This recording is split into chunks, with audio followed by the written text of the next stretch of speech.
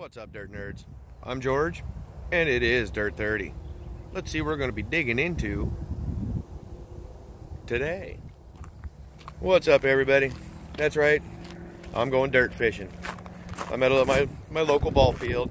I'm still waiting on permission to go do that ring hunt. Waiting for the property owner to get back to us to let us know that I'm okay to go out and dig and do my thing.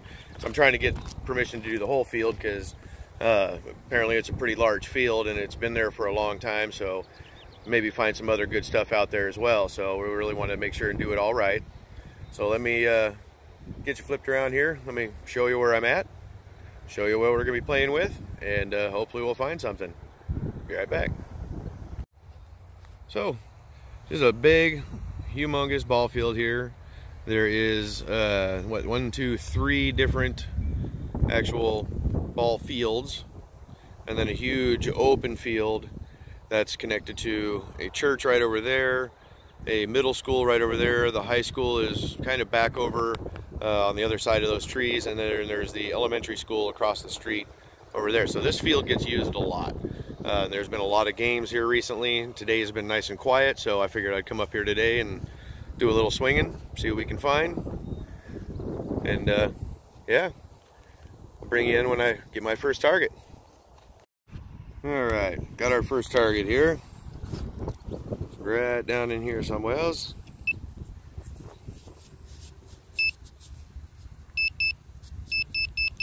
Okay, so I'm right down there. Alright, got a big enough here. Let's go ahead and cut us a little plug here.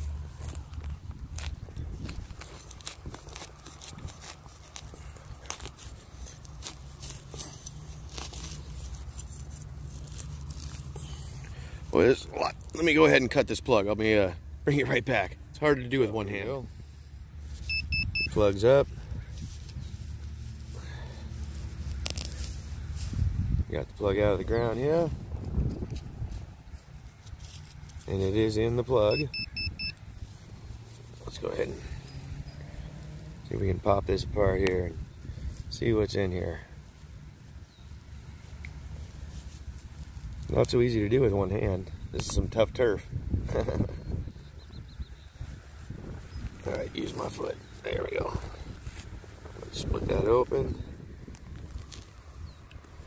Where are we at? Oh, I can feel something. It's a coin. It's a penny.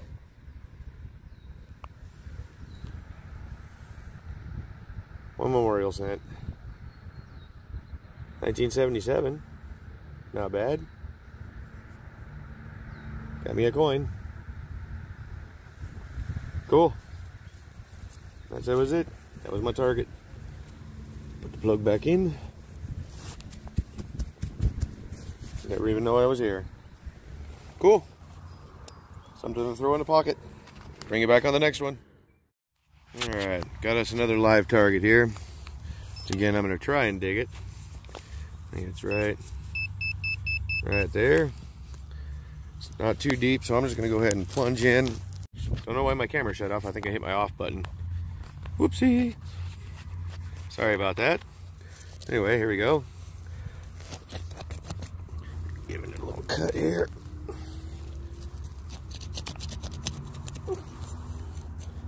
And give it a little pop.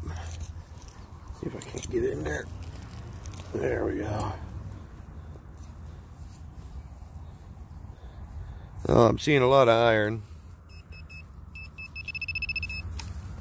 And I'm pretty sure, yep, I just got hold of it. Tent stake. People do come out here, they play volleyball, they'll put up like little soccer kick nets, all kinds of other stuff, so that doesn't surprise me here. Oh well. Oop, catching my... There we go. Yep, that was it. Alright. All covered up. Moving on to the next one. What's up, everybody? I made it back home, and yes, obviously there was some editing done there. I didn't really feel like showing you all the garbage targets that I pulled. I ended up getting some good stuff. Coins, but you know, a bunch of coins. Pulled a bunch of garbage out as usual. So I kind of edited a bunch of the digs out just because I didn't want to show every single dig, and a lot of the coins I got off camera, unfortunately. So at least I got a few of them in there for you, and we found a couple things. So let me get you flipped around and let me show you what I found. All right, so the obvious, a monster pile of rubbish. Pull tabs, nails, can slaw, hunks of iron, bottle caps, various other sorts of crap. But I did come up pretty good. Got me $1.25 in quarters, a couple of nickels, 3 dimes, and a nice little handful of pennies. And one of them was actually an elongated penny that's been folded over. And that's for the Point Defiant Zoo. That's right up here, not too far from us. So that was pretty cool. Another elongated penny to add to my elongated penny collection. But all in all, those are all they're all memorials. There was a couple of shield cents in there, but the majority of them were memorials. And look at this. Wouldn't you know it, the shiny nickel I pulled out, let's see if I can get it to focus, it's a 64. So that'll be going into the impossible bank. So, not bad. Come up with some spending money.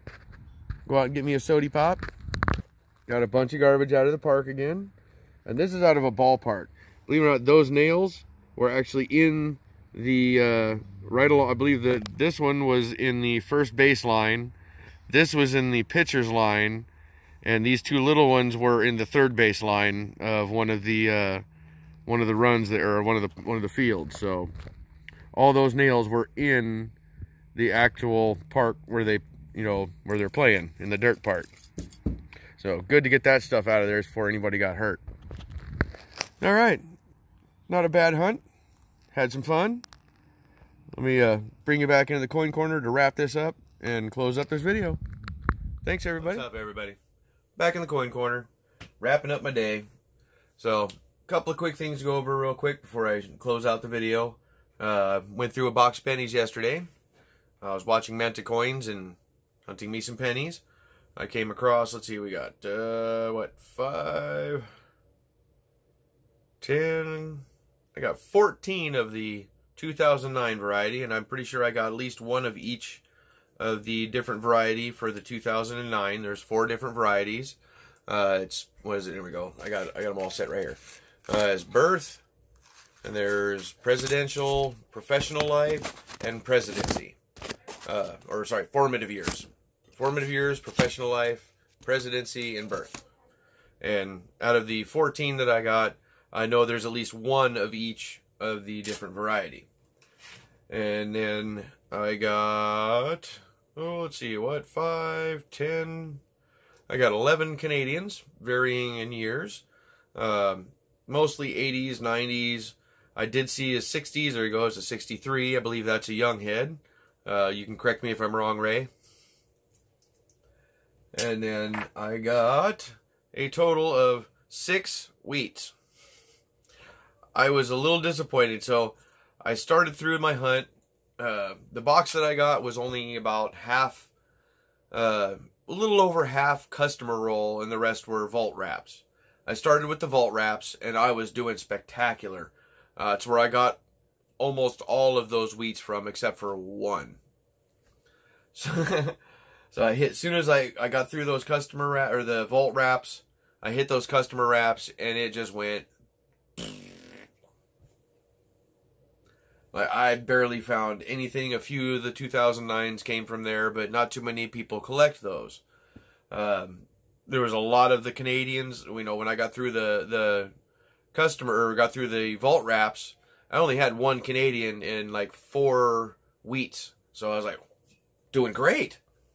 I hit those customer rolls, and the wheats and the Canadians started coming. The wheats stopped. I got 1 wheat out of little over half a box of rolls.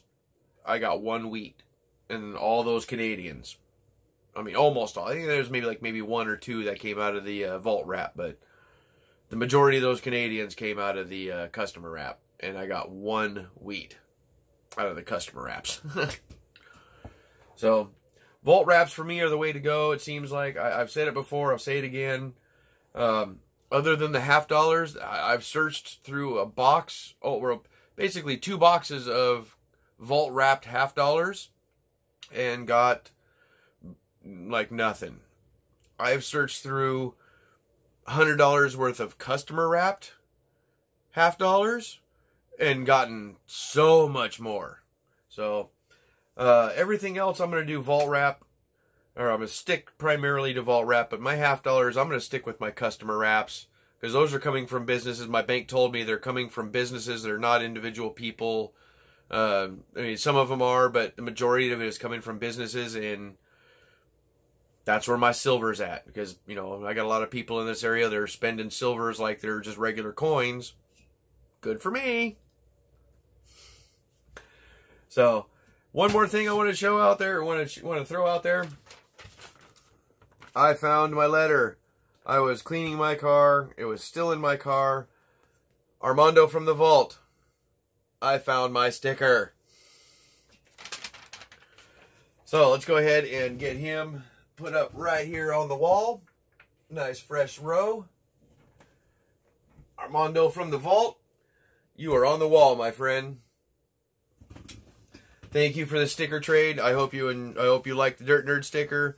I really enjoyed that sticker. I thought it was awesome. I remember seeing it, but then I never brought it out of my car, and it disappeared. And I found it today. So there we go, my friend. You are on the wall. Thank you, Armando. So, other than the the box of pennies, I did get a few $half. They were customer wrap. And guess what I found? A 68. I got me a 40%er out of, let's see, I think it was about 5 or 6 rolls of $half customer wrap. And I got me a silver. I went through 2 boxes of $half vault wrapped. I think I got 1 out of 2 boxes. I went through not even a half a box of customer wrap, and I got silver. Kind of think I know where I'm going with those ones. So, I got to the very end of my last rolls, and the very last cool thing I wanted to show out there, I did gather from the customer wrap roll pennies. I got a 2 euro cent. It is a Zwe, I think it's Zimbabwe. I'm not sure exactly where that one's from. It was a Zwe euro cent. Z-W-E-I. Zwe euro cent. Cool. I always love finding me foreign coins. I have a whole bunch of them. Got quite a collection going. So, all right. Another day down. I hope you all enjoyed the hunt. I know I didn't get to show a whole lot. I'm really trying to hold out because I don't want to bore you all with digging a bunch of junk targets. Yeah, I found a bunch of coins, but the ball field is more for practice. I use the ball field to keep myself in tune with my machine so that when I go out to a real place where I might find some real relics, real stuff, good stuff, I want to make sure that I know every beep, boop, and bloop that sound that machine will make for me so that I can find every target and not miss anything good. So I practice, I practice, I practice. I try different settings. I mess with the discriminations. I adjust the notching. I adjust everything. I try different things in the same area over and over to see if I missed anything, if I can catch something new, if I can get away from all the iron, because I am right below a volcano, so there is a lot of ironstone in the area. I'm surrounded by basalt, bedrock, granite bedrock, all over in the mountains that I live in. So there is rock, hot rock, everywhere. That's why I have a raised bed garden. My ground is 90% rock. There's some dirt, but not much. A lot of rock. So I use a raised bed garden with piped in filtered dirt, or sifted dirt. No rocks. Carrots and potatoes don't really grow good in rocks. My grapes, however, love the rocky ground. Yes, they do. So, grapes are doing good. I'll bring you back in a day or two, show you the garden. Hopefully I get some more sprouts. Same few things are only sprouting, so I'm probably going to go ahead and overseed everything, which means I'm going to go ahead and replant everything in the same places again. Same beans, tomatoes, everything. I'm going to go ahead and I'm going to double seed, replant, just in case.